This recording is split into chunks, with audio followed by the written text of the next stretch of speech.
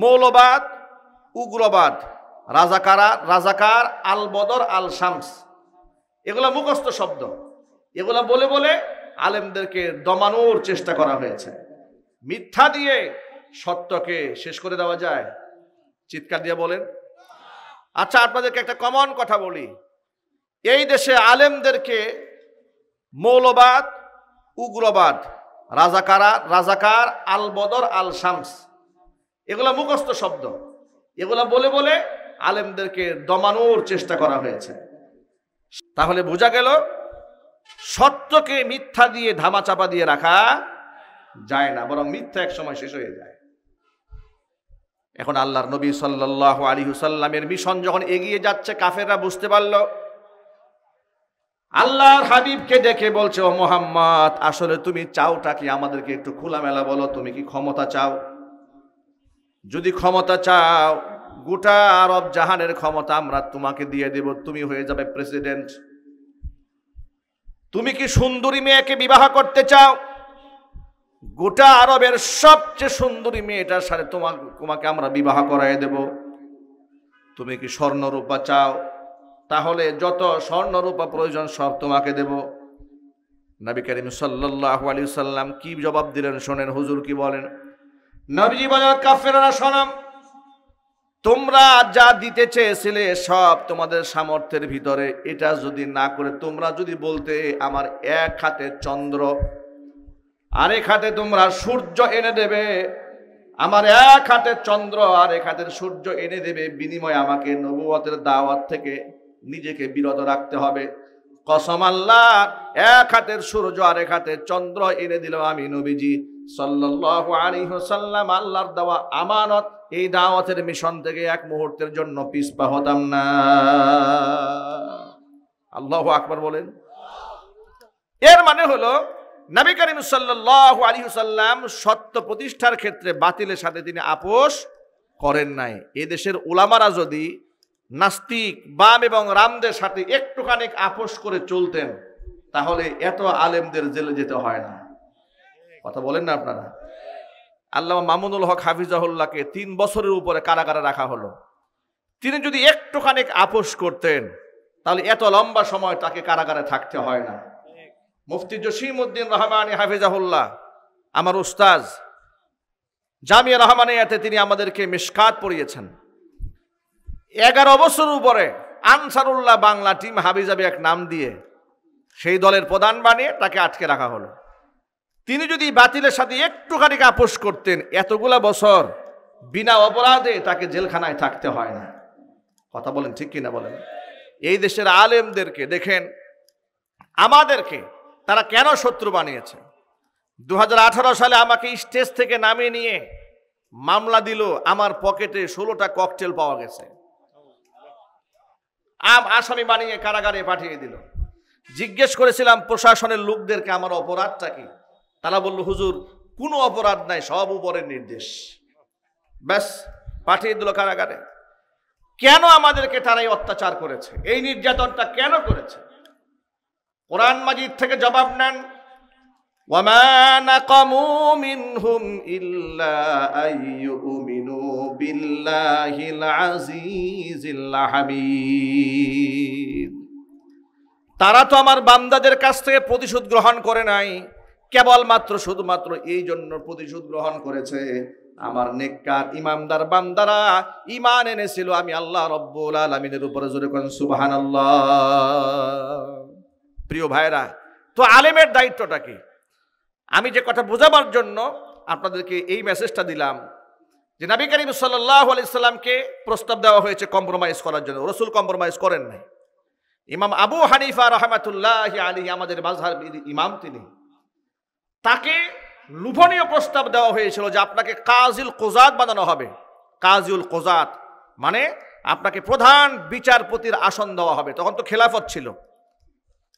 ইমাম আবু হানিফা রাহমাতুল্লাহি আলাইহি কাজিউল কুযাতের মতো এত বড় পদকে, লুভনীয় পদকে তিনি গ্রহণ করলেন না। বাতিলের সাথে কোনোভাবে কোনো কিছু দিয়ে তিনি আপোষ করেন নাই। জীবনের বিরাট একটা অংশে জেলখানায় কাটতে হয়েছে।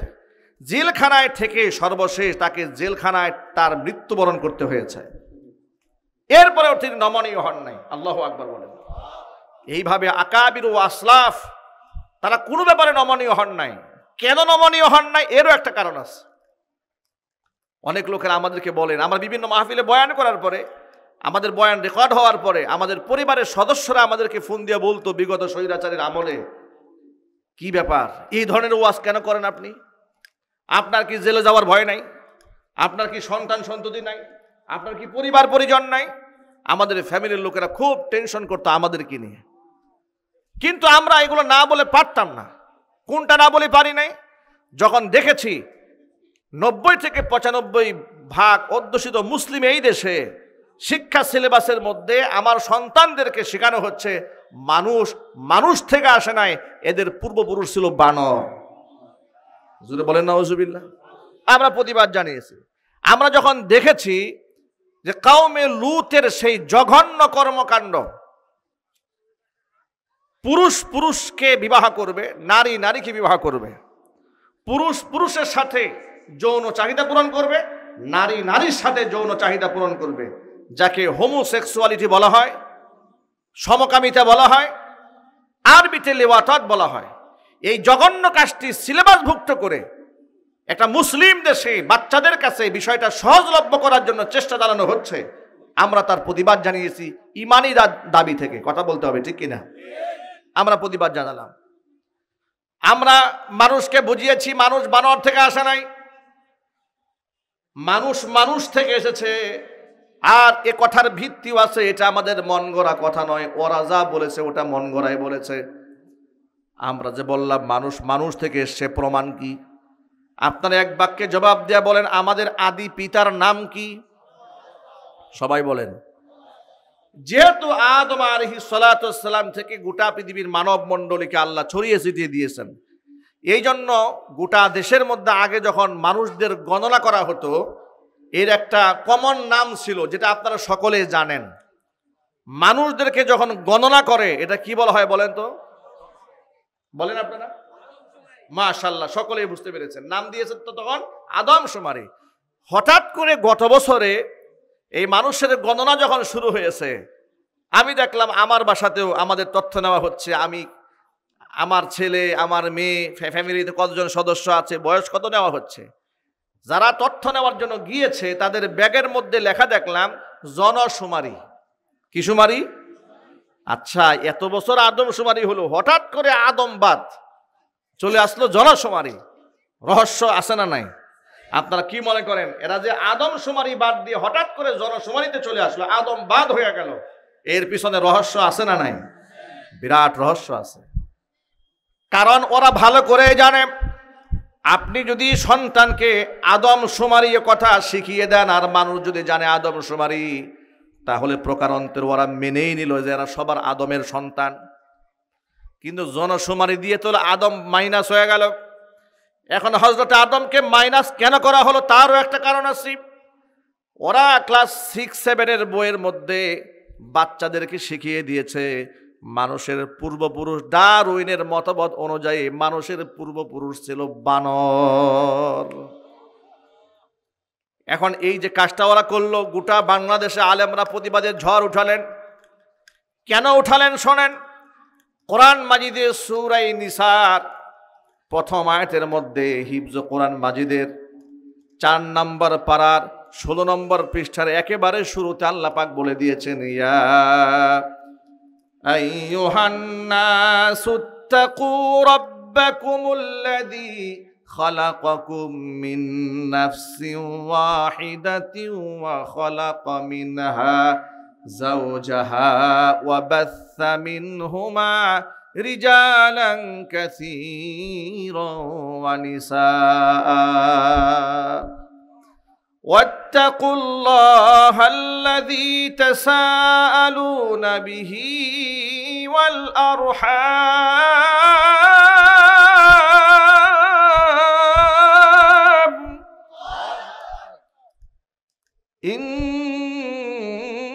ইন্নাল্লাহা কানা আলাইকুম রাকীবা। আল্লাহ বলছেন, ও মানব মণ্ডলী, ইয়া আইয়ুহান নাস, এখানে ইয়া আইয়ুহাল মুমিনুন বলেন নাই, মুসলিমুন বলেন নাই, মুসল্লুন বলেন নাই, নামাজি ইমানদার এমন ভাষা ব্যবহার না করে আল্লাহ বললেন ও মানব মণ্ডলী।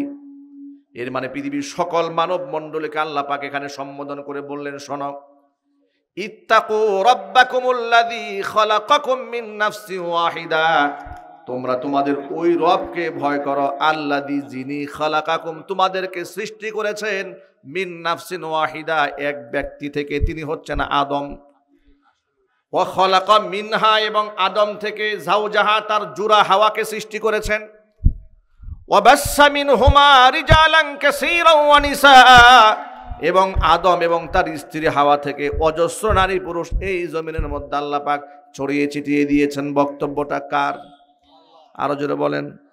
তাহলে কোরআনে স্পষ্ট লেখা আছে আল্লাহ তাআলা এই গোটা পৃথিবীর সমস্ত মানুষদেরকে বানিয়েছেন হযরত আদম থেকে। জোরে জোরে বলেন সুবহানাল্লাহ। আমরা সিলেবাসের এই অন্যায়গুলোর প্রতিবাদ জানিয়েছিলাম। আমরা সিলেবাসের মধ্যে প্রতিবাদ জানিয়েছিলাম, আমাদের কোমলমতি বাচ্চাদেরকে বইয়ের চ্যাপ্টার দেওয়া হয়েছে, ওখানে হেডলাইন টানা হয়েছে এসো বন্ধু হই। ওই বন্ধু হই হেডলাইনে গল্প দেওয়া হয়েছে। একই স্কুলে লেখাপড়া করে কোনো ছেলে কোনো মেয়ে যদি একে অপরের হাত স্পর্শ করে, এটা দোষের কিছু নয়। নাউজুবিল্লাহ বলেন। এটা কি আল্লাহর কোরআন এবং রাসূলের সুন্নাহর সাথে সাংঘর্ষিক নয়? যদি বলেন না আপনারা, প্রিয় ভাইরা, এক বাক্যে বলেন, বেগানা নারী বেগানা পুরুষের হাত স্পর্শ করার গুনাহ আছে না নাই? এটা অপরাধ কিনা? কিন্তু বইয়ে দেওয়া হয়েছে এটা দোষের কিছু নয়। ওদের প্ল্যান প্রোগ্রাম হচ্ছে ইসলামী মূল্যবোধ থেকে আগামী প্রজন্মকে বের করে দেওয়া, ইসলাম থেকে এদেরকে দূরে সরিয়ে দেওয়া, নাস্তিকতাকে প্রমোট করা। যার দরুন বিশ্ববিদ্যালয়গুলোর মধ্যে পূজা অর্চনা হয়েছে, পূজা পার্বণে বাধা দেওয়া হয় নাই, কিন্তু রমজান মাসে ইফতার পার্টিতে বাধা দেওয়া হয়েছে। রমজান মাসে হোলি উৎসব হয়েছে, রঙ্গলীলা হয়েছে, বাধা দেওয়া হয় নাই, কিন্তু কোরআন তেলাওয়াত করার অপরাধে ছাত্রদেরকে শোকজ করা হয়েছিল। কথা বলতে হবে, ঠিক কিনা? দেশ স্বাধীন হওয়ার পরে ওই অধ্যক্ষের সামনে তার রুমে বসে ছাত্ররা দাঁড়িয়ে দাঁড়িয়ে কোরআন পড়েছে তার সামনে। আকবার বলে। হক্কানি আলেম ওলামারা এই ব্যাপারে চুপ থাকেন নাই, কথা বলেছেন। আলেমরা যখন দেখতে পেলেন রাষ্ট্রের টাকা অপচয় করে রাস্তার মোড়ে মোড়ে ভাস্কর্যের নামে মূর্তি বানানো হচ্ছে, আলেমরা প্রতিবাদ জানিয়েছেন। আলেমরা প্রতিবাদ জানিয়েছেন যে আমাদের শক্তি থাকলে এগুলো আমরা ভেঙে দেব। বলেন আলেমরা, জোরে বলেন। আমি আমার জুমার মসজিদ থেকে এই ব্যাপারে জোরালো কথা বলেছিলাম। সামনে নেতাকর্মীরা বসেছিলেন। আমি বললাম, দেখুন, মৃত ব্যক্তির যদি আপনি রুহের মাগফিরাত কামনা করেন, তাদের জন্য একটা এতিমখানা বানান, মসজিদ বানান, দরিদ্র অসহায়দেরকে আশ্রয়ের ব্যবস্থা করেন, ইসালের সব হবে। কিন্তু সেটা না করে অর্থের অপচয় করে আপনারা যদি মূর্তি বানান ভাস্কর্যের নামে, এর দ্বারা তার কবরে কোনো সওয়াব তো হবেই না, বরং তিনি গুনাহগার হবেন, রাষ্ট্রের টাকা অপচয় হবে, এমনকি গোটা বাংলাদেশের মধ্যে একটি কুফরি, একটি শিরকি সভ্যতার আবির্ভাব ঘটবে। আমি প্রতিবাদ জানালাম। আমার জুমার বয়ানের শেষে থানায় আমাকে নিয়ে মিটিং করা হলো। মাদানী সাহেবকে মসজিদে আর থাকতে দেওয়া যাবে না। কেন? উনি জাতির পিতার বিরুদ্ধে কথা বলেছেন। কথা বুঝতে পেরেছেন? আমি বললাম এরা যেন শিরকি কর্মকাণ্ডে লিপ্ত না হয়, এরা যেন এই কাজটা না করে। আমাদের শত্রু এরা হয়ে গেল, এভাবে ওরা নারাজ হয়ে গেল আমাদের প্রতি। আমি আরেকটা জায়গায় প্রতিবাদ জানিয়েছিলাম যে ইসলামে সুখের মাস বলতে কিছু নাই। কথা বলেন, ঠিক কিনা বলেন? প্রত্যেক বছরে এই আগস্ট মাসটা একেবারে শুরু থেকে শেষ পর্যন্ত কালো বেশ ধারণ করে। কাঁদো বাঙালি কাঁদো, জন্মের কাদা কাঁদো, না কাঁদলেও কাঁদো, ঠিক কিনা বলেন? এগুলা চলতো বাংলাদেশে, অথচ সম্পূর্ণ হারাম। ইসলামে আপনি কতটুকুন কাঁদবেন তারও নীতিমালা আছে। আপনি চিৎকার করে কাঁদতেও পারবেন না, মন চাইলে বছরের পর বছর মাতম করবেন তারও সুযোগ নাই। অথচ তারা শোকের মাস বানিয়েছে। দুয়ার মঞ্চে মহিলাদেরকে ডেকে এনে মহিলাদেরকে দোয়া দিয়ে দোয়া করিয়েছে, আলেমদেরকে বাদ দিয়ে দিয়েছে। দেশের এত বড় অর্জন, পদ্মা সেতু উদ্বোধনের সময় যে দেশের হাফেজ সাহেবরা বিশ্ব কোরআন প্রতিযোগিতায় ফার্স্ট ক্লাস ফার্স্ট হয়, একজন হাফেজ সাহেবকে দিয়ে কোরআন তেলাওয়াত করতে পারতেন, কিন্তু হাফেজ সাহেবদের দিয়ে কোরআন তেলাওয়াত না করিয়ে এক সচিবকে দিয়ে কোরআন তেলাওয়াত করিয়েছে। আমার মনে হচ্ছিল এই কোরআন তো আল্লাহ নাজিল করে নাই, যে কোরআন সে পড়েছে। কথা বলতে হবে, ঠিক কিনা বলেন? তারা এই জায়গায় এভাবে সব জায়গায় আলেমদেরকে মাইনাস করেছে। আমি যে মসজিদে বীর দর্পে 8টি বছর জুমার খুতবা দিয়েছি, আমাকে শেষ জুমায় ওরা এমন প্রেশার ক্রিয়েট করেছে, আমাকে বলল মসজিদে আর জুমা পড়ানো যাবে না। আমি বললাম তো বিদায় তো নিয়ে যেতে হবে অন্ততপক্ষে মুসল্লিদের কাছ থেকে। তারা বলল বিদায়ও নিতে দেওয়া যাবে না, আপনি বিদায় নিতে গেলে মসজিদের মধ্যে একটা বিপ্লব ঘটবে, একটা গ্যাঞ্জাম তৈরি হবে, সে সুযোগ দেওয়া হবে না। আমাকে বিদায় নিতে দিল না। এভাবে অসংখ্য আলেমদেরকে বিনা নোটিশে তারা মসজিদ থেকে তাড়িয়ে দিয়েছে। আমি আগেও বলেছি, আজও বলছি, স্বৈরাচারীকে এমনভাবে প্রায়শ্চিত্ত ভোগ করতে হয়েছে। সেও যাওয়ার সময় একটা বিদায়ী ভাষণ দিতে চেয়েছিল জাতির উদ্দেশ্যে, তাকে সময় দেওয়া হয় নাই। সেনাবাহিনী বলেছে সময় মাত্র 45 মিনিট, গাঁটটি গুল করেন। কথা বলে না কেন? ওরা আলেমদেরকে জাতির কাছ থেকে শেষ বিদায় নেওয়ার সুযোগ দেওয়া দেয়নি। আল্লাহ পাক স্বৈরাচারী ফেরাউনকেও, নব্য নমরুদকেও সুযোগ দেয় না, ঘাট ধাক্কা দিয়ে চোরের মতো বের করে দিয়েছে। কথা বলতে হবে, ঠিক কিনা?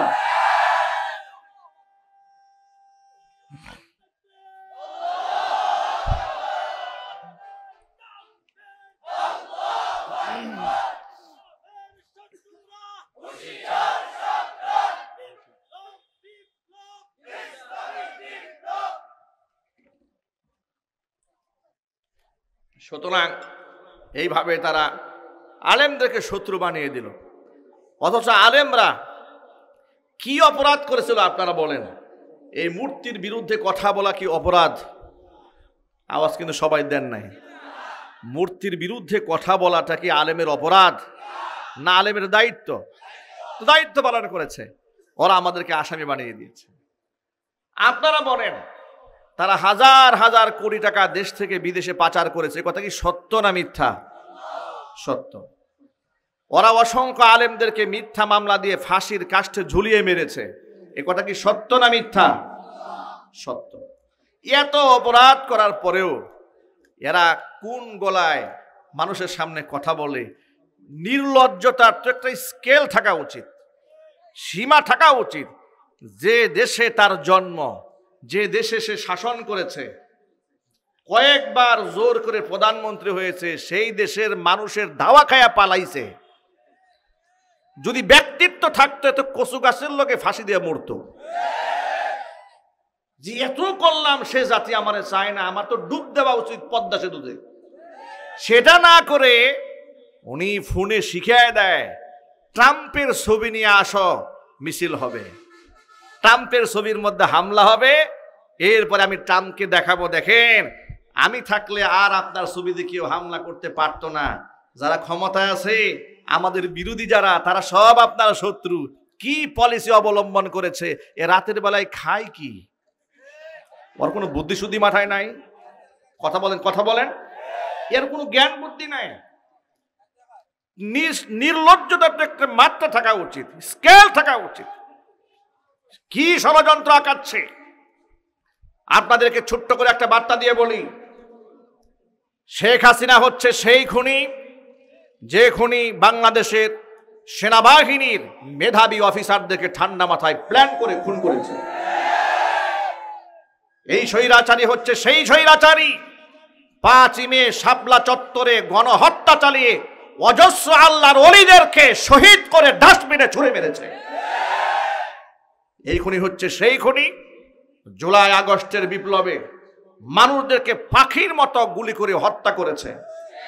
এই খুনি হচ্ছে সেই খুনি বাংলাদেশের এবং উপমহাদেশের শ্রেষ্ঠতম একজন মাজলুম আলেমী দ্বীন, কোরআনে কারিমের পাখি যার উপাধি, আল্লামা দেলওয়ার হোসেন সাঈদী রাহিমাহুল্লাহর মতো জনপ্রিয় ব্যক্তিকে বিনা অপরাধে 13টি বছর অন্ধকার কারারুদ্ধে রেখে কলিজা ঠান্ডা হয় নাই, বিষ প্রয়োগ করে হত্যা করেছে।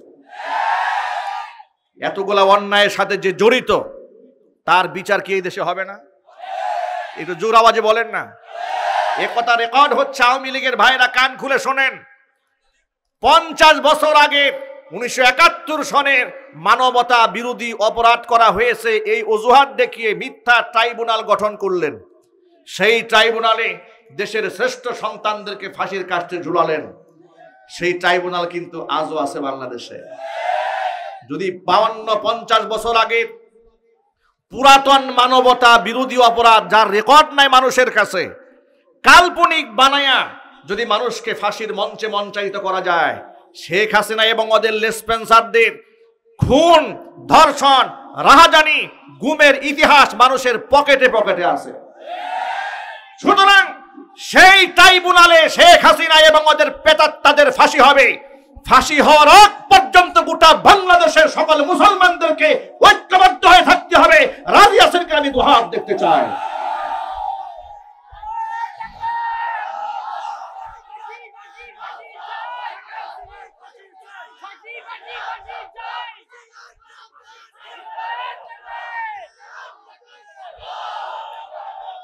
ওরা এসেছে 0 পয়েন্টে ডোনাল্ড ট্রাম্পের ছবি নিয়ে মিছিল করবে। পাগলের মাথা নষ্ট হয়ে গেছে। এই জন্য আমার মনে হয় এতদিন তো জাতির পিতা বঙ্গবন্ধুকে বানিয়েছিল, এখন নতুন জাতির পিতা বানাইছে ট্রাম্পকে। কথা বলতে হবে, ঠিক কিনা বলেন? পাগল, পুরা মাথা নষ্ট হয়ে গেছে। আচ্ছা, পাবনায় কোনো সিট টিট আছে নাকি? এটার চিকিৎসা দরকার। খালি নাই, ওরে পাগলরাও নেবে না ওরা, কারণ পাগলরাও বুঝে যে ও এমন পাগল যে পাগলের মাথা নষ্ট করে ছাড়বে। কথা বলতে হবে, ঠিক কিনা বলেন? উনি নাকি চট করে ঢুকার ষড়যন্ত্র করতেছে। আমরা বলবো, আপা আপনি কেন ষড়যন্ত্র করবেন? আপনাকে তো এই জাতি চাচ্ছে। কথা বলে না কেন? আপনাকে তো জাতি চাচ্ছে, খুঁজে বেড়াচ্ছে, আপনি চট করে কেন আসবেন? আপনাকে তো বরণ করার জন্য আমরা রেডি আছি। আপনারা রেডি আছেন না? আপনারা প্রস্তুত আছেন না? আপনি কার কুলে চড়ে আসতে চান বলে ফেলেন। আগে তো এতদিন চেয়েছেন মোদি আপনাকে কুলে করে নিয়ে আসবে, যখন দেখলেন যে না মোদি আর পারবে না, আপনাকে তালাক দিয়ে দিয়েছে, তখন আপনি বুঝে ফেলেছেন যে ট্রাম্পের কুলে গিয়ে উঠবো। উঠেন ট্রাম্পের কুলে, ট্রাম্পের কুলে উঠেন, মোদির কুলে উঠেন, যার কুলে উঠেন না কেন, অন্ততপক্ষে বাংলাদেশে আপনাকে ফাঁসির মঞ্চে মঞ্চায়িত করার আগে দেশের মুসলমানের কলিজা ঠান্ডা হবে না। উনি আসছেন আমাদেরকে ভুলভাল বুঝাইয়া এই দেশের মধ্যে একটা বিশৃঙ্খলা তৈরি করার জন্য। সে তো খুনি, গণহত্যাকারী এবং রাষ্ট্রদ্রোহিতার সাথে জড়িত। কথা বলেন, ঠিক কিনা? এদেশের স্বাধীনতার সবচেয়ে বড় শত্রু এই পাগল মহিলা।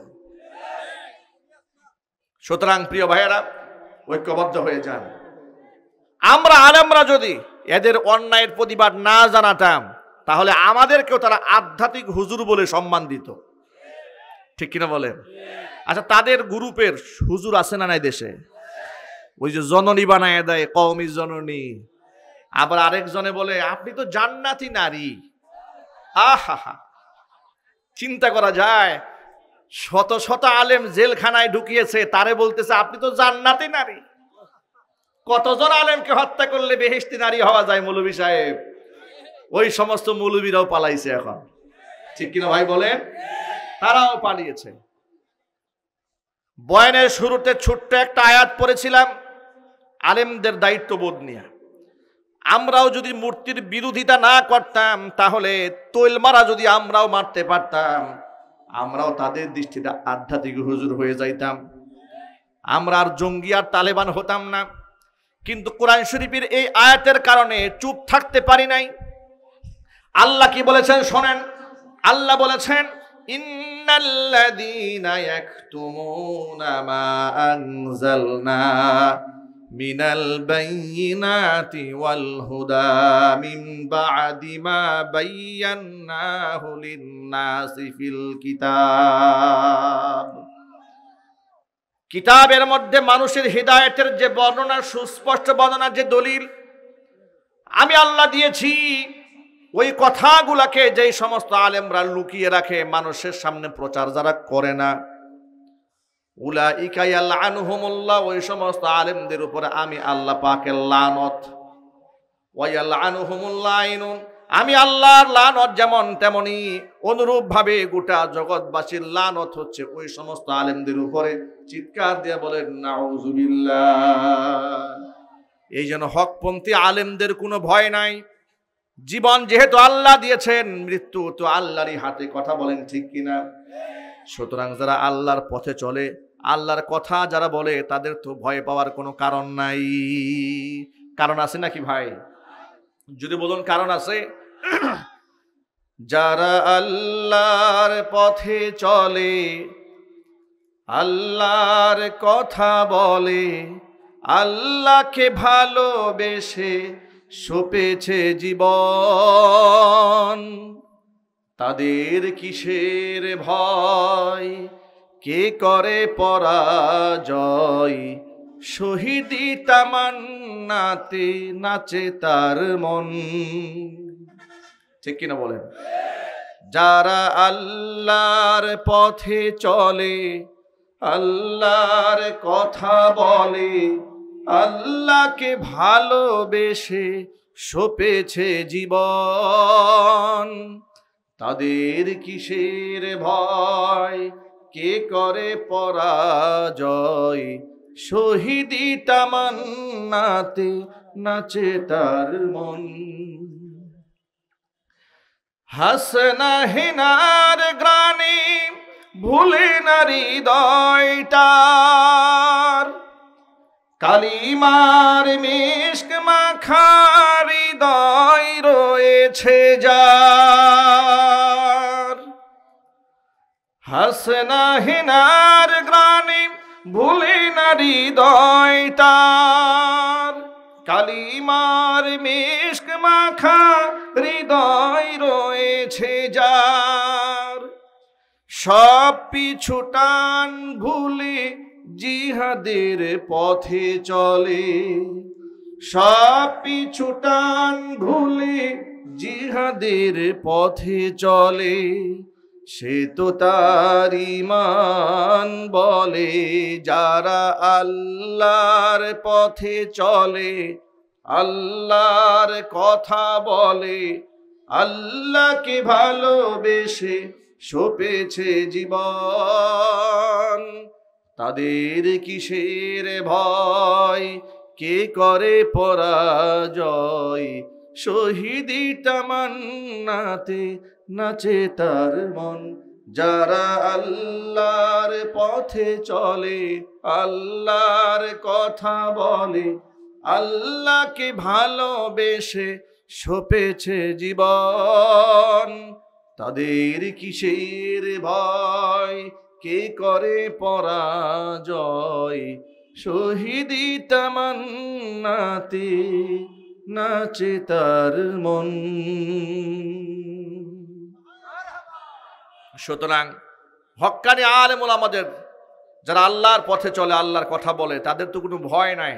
তারা তো আল্লাহর পথে শহীদ হওয়াটাকে নিজের জীবনের সবচেয়ে বড় অর্জন মনে করে। ঠিক কিনা যদি বলেন? সুতরাং আল্লাহ রাব্বুল আলামিন হকপন্থী আলেম ওলামা যারা জেল খেটেছে, জরিমানা দিয়েছে, মামলা মোকদ্দমার সম্মুখীন হয়েছে, এরপরে বাতিলের সাথে আতাত করেননি, তারাই হচ্ছেন জাতির শ্রেষ্ঠ সন্তান। তাদের সাথে হৃদয়ের সম্পর্ক রাখবেন, তাদের সাথে আগামীর সম্পর্ক রাখবেন। যার সাথে যার মোহাব্বত থাকবে, কিয়ামতে তার সাথে তার হাসর আল্লাহ নসিব করাই দিবেন। আল্লাহ রাব্বুল আলামিন হকপন্থী আলেম ওলামাদের সাথে হৃদয়ের সম্পর্ক রেখে চলার তৌফিক আল্লাহ পাক আমাদেরকে দান করুন। সকলে জোরে বলুন আমিন। ওয়াল্লাহি নাহমাদুহু ওয়া নাস্তাঈনুহু ওয়া নাস্তাগফিরুহু ওয়া নু'মিনু বিহি ওয়া নাতাওয়াক্কালু আলাইহি ওয়া নাউযু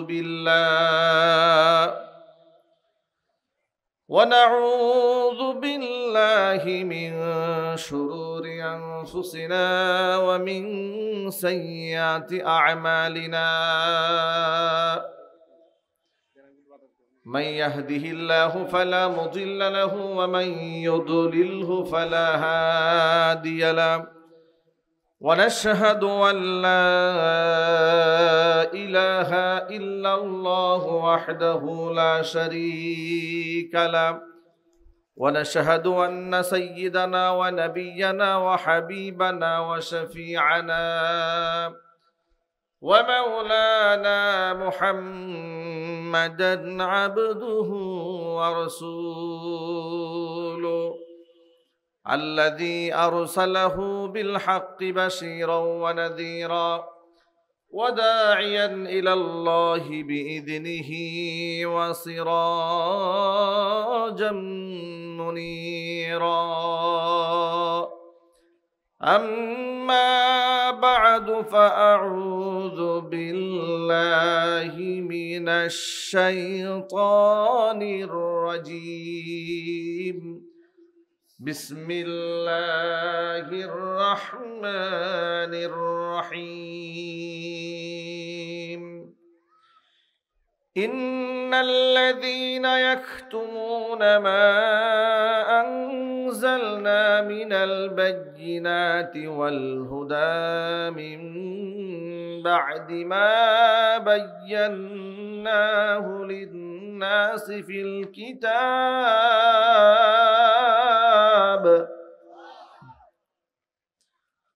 أولئك يلعنهم الله ويلعنهم اللاعنون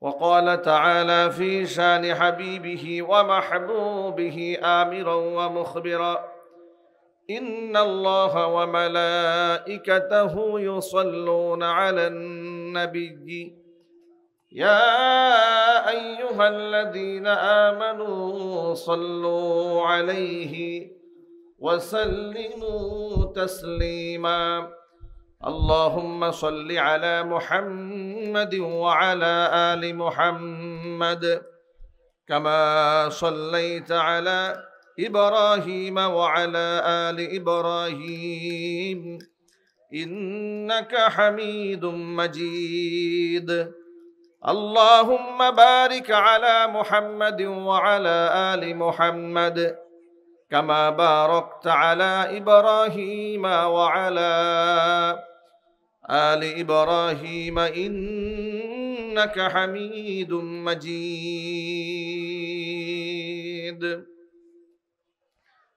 ঐতিহ্যবাহী কুমিল্লা জেলার অন্তর্গত বুড়িচং পশ্চিম সিং পূর্বপাড়া কেন্দ্রীয় জামে মসজিদের উদ্যোগে আয়োজিত ইসলামী মহাসম্মেলন 2 দিন ব্যাপী আজকের এই দ্বিতীয় দিবসের সম্মানিত সভাপতি সাহেব তালাম সভাপতি আমন্ত্রিত হযরত উলামায়ে কেরাম মুরব্বিয়ান ইজম অত্র এলাকা এবং পার্শ্ববর্তী এলাকার বিভিন্ন প্রান্ত থেকে ছুটে আসা দিনদরদি ইমানদার পরহেজগার মুত্তাকি মুসলিম ভাইরা পর্দার অন্তরালে অবস্থানরত আমাদের সকলের শ্রদ্ধাভাজন পর্দানিশীন মা এবং বোনের মহান আল্লাহ রাব্বুল আলামিনের দরবারে শুকরিয়া আদায় জ্ঞাপন করছি যে মহান আল্লাহ রাব্বুল আলামিন মুসলিম উম্মার এই অধঃপতনের সময়ে হাজারো প্রতিকূলতাকে উপেক্ষা করে শত সহস্র বাধাকে পেরিয়ে নবী করিম সাল্লাল্লাহু আলাইহি ওয়াসাল্লামের ভাষায় আমাদেরকে বেহেশতের বাগানের মধ্যে উলামায়ে কেরামের মাজলিসে কোরআন হাদিসের মাহফিলে যথাসময়ে উপস্থিত হয়ে কোরআন সুন্নাহ থেকে আলোচনা শোনার সুযোগ করে দিয়েছেন। এজন্য আপনারা খুশি না বেজার? কম না বেশি? উচ্ছ্বসিত কণ্ঠে খুশি মনে মন প্রাণ উজাড় করে আল্লাহ পাকের শেখানো ভাষায় শুকরিয়া আদায় করছি। জবান ছেড়ে দিয়ে সকলে একযোগে বলছি আলহামদুলিল্লাহ। রব্বানা লাকাল হামদ হামদান কাসীরা তাইয়িবান মুবারাকান ফীহি রব্বানা লাকাল হামদু কামা ইয়ানবাগি লিজালালি ওয়াজহিকা ওয়া আযীমি সুলতানিকা।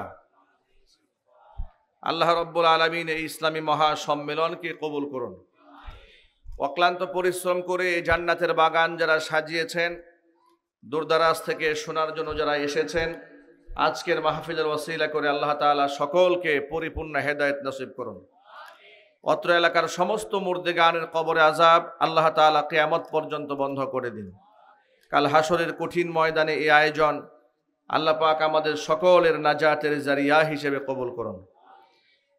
সকলে মিলে এক বাক্যে জবাব দিয়ে বলুন তো, হেদায়েত দেওয়ার মালিককে? পৃথিবীর কোনো আলেম, পৃথিবীর কোনো দরবেশ, কোনো পীর ফকিরের হাতে কি হেদায়েতের মালিকানা আছে?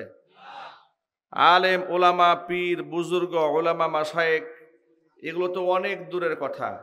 আল্লাহ পাকের নির্বাচিত বেগুনা মাসুম আল্লাহর মাহবুব পিয়ারা আম্বিয়া আলাইহিমুসসালাতু ওয়াসসালাম, যাদের কোনো গুনাহ ছিল না, তাদের হাতেও কি হেদায়েতের মালিকানা ছিল?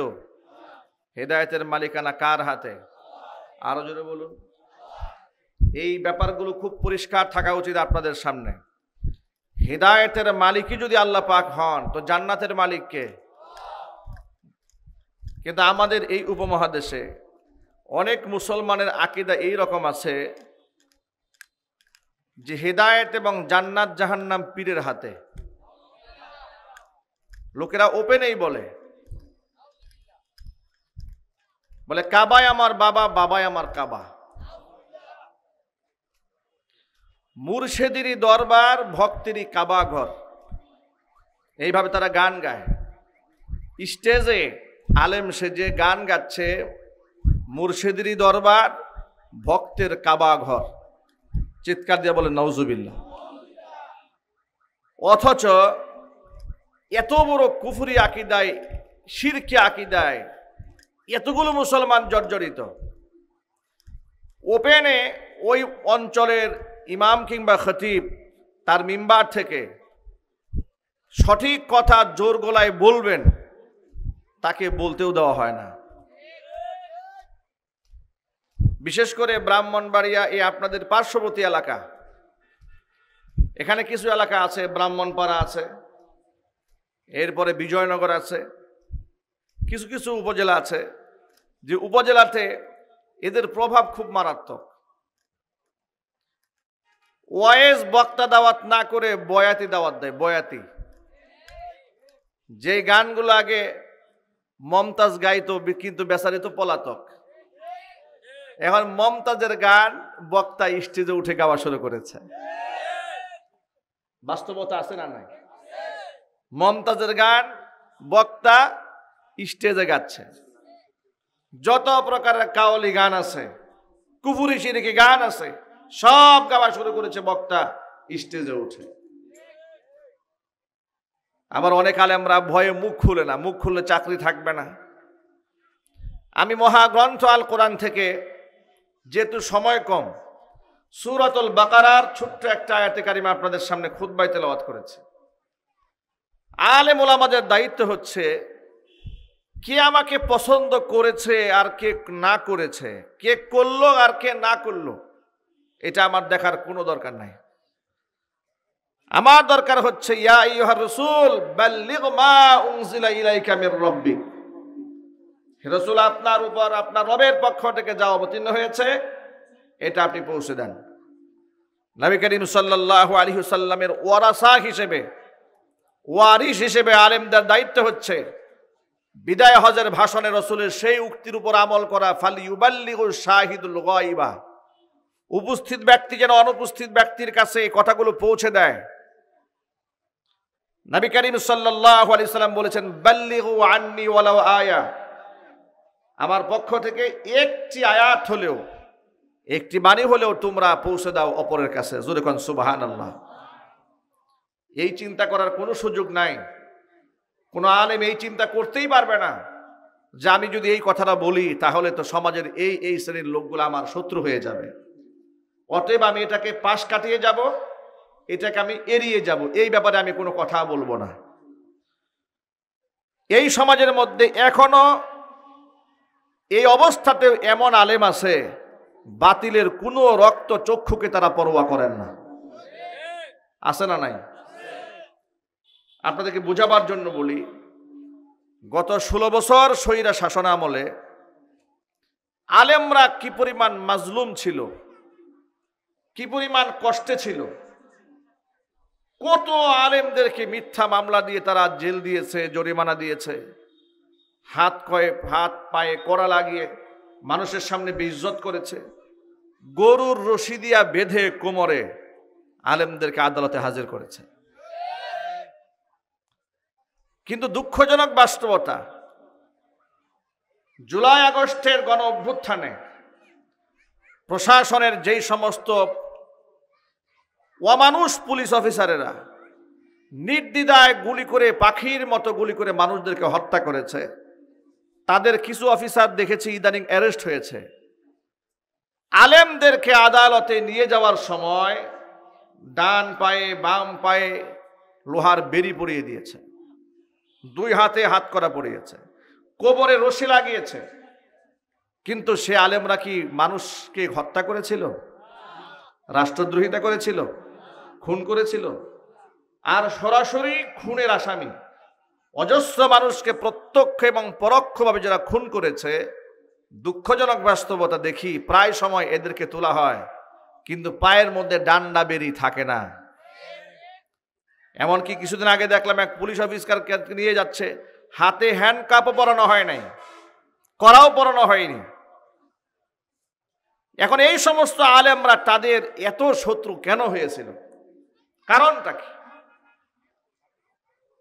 সারা দুনিয়ার একটা স্বাভাবিক নিজাম হলো, গোটা পৃথিবীর স্বাভাবিক নিজাম হচ্ছে যে দেশে, যে রাষ্ট্রে, যে ধর্মের মানুষের সংখ্যা কম তারা নির্যাতিত হয়।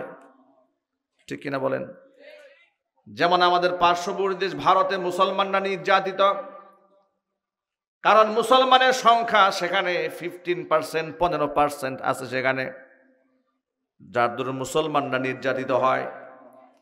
আমাদের পার্শ্ববর্তী এলাকা মিয়ানমারে রোহিঙ্গা মুসলমানেরা, তারা সেখানে সংখ্যালঘু, তারাও সেখানে নির্যাতিত হয়।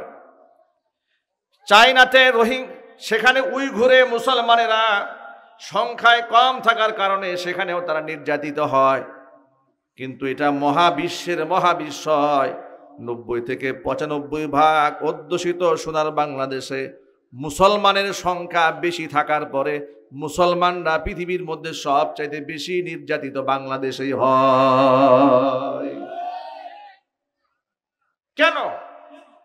কেন আলেমরা তাদের শত্রু হয়েছে? এই যে বিগত 16 বছরে 93 বিলিয়ন মার্কিন ডলার বিদেশে পাচার হলো, বিদেশে সেকেন্ড হোম বানানো হলো, হোম টাউন করা হলো, বেগমপাড়া করা হলো, সুইস ব্যাংকে অ্যাকাউন্ট করা হলো, হাজার হাজার কোটি টাকা দেশ থেকে পাচার হয়ে গেল। যারা এগুলার সাথে জড়িত তারা একজনও কি আলেম? একটু জোর গলায় বলেন আপনারা। এই দেশে কত জেনা ব্যভিচার হয়েছে, হত্যাকাণ্ড হয়েছে, এর সাথে কি আলেমরা জড়িত? এর মানে হলো রাষ্ট্রদ্রোহিতা কিংবা দেশদ্রোহিতার সাথে কোনো আলেম জড়িত না থাকার পরেও আলেমরা কেন তাদের রক্ত চক্ষুশূলে পরিণত হলো? কারণটা শোনেন। এই দেশে হিন্দুরা বসবাস করে, কিন্তু হিন্দু পুরোহিত উস্কানিমূলক কথা বলেছে অজস্রবার, কিন্তু তাদের ধর্মগুরুরা আজও পর্যন্ত কেউ গ্রেফতার হয় নাই। এই যে ইস্কন মুসলমানদের পায়ে পাড়া দিয়ে ঝগড়া বাঁধিয়ে দেওয়ার চেষ্টা করছে, কথা বলেন ঠিক কিনা? এরপরেও তাদের ধর্মগুরুরা গ্রেফতার হয় না, অ্যারেস্ট হয় না। কিন্তু মুসলিম অধ্যুষিত এই দেশে হাজার হাজার আলেমরা মার্ডার কেসের আসামি হয়েছে, হত্যা মামলার আসামি হয়েছে। এমনকি তারা বছরের পর বছর বিনা জামিনে জেল খাটে খেটেছে, জরিমানা দিয়েছে।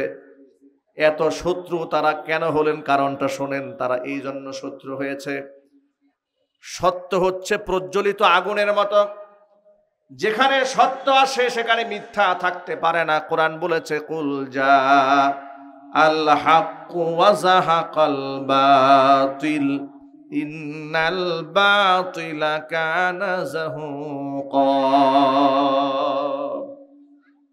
নবী আপনি বলেন সত্য এসেছে। কুল জা আল হাক্কু ওয়া যাহাকাল বাতিল, বাতিল মূলোৎপাটিত হয়েছে।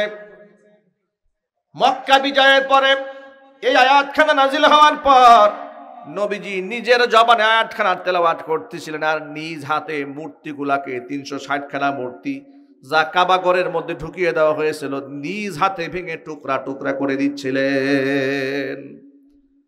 আমি আপনাদের কাছে জানতে চাই, মুহাম্মদ সাল্লাল্লাহু আলাইহি ওয়াসাল্লাম মূর্তি রেখেছেন না ভেঙেছেন? যদি বলেন আমাদের জাতির পিতা ইব্রাহিম আলাইহিস সালাতু ওয়াস সালাম মূর্তি রেখেছেন না ভেঙেছেন?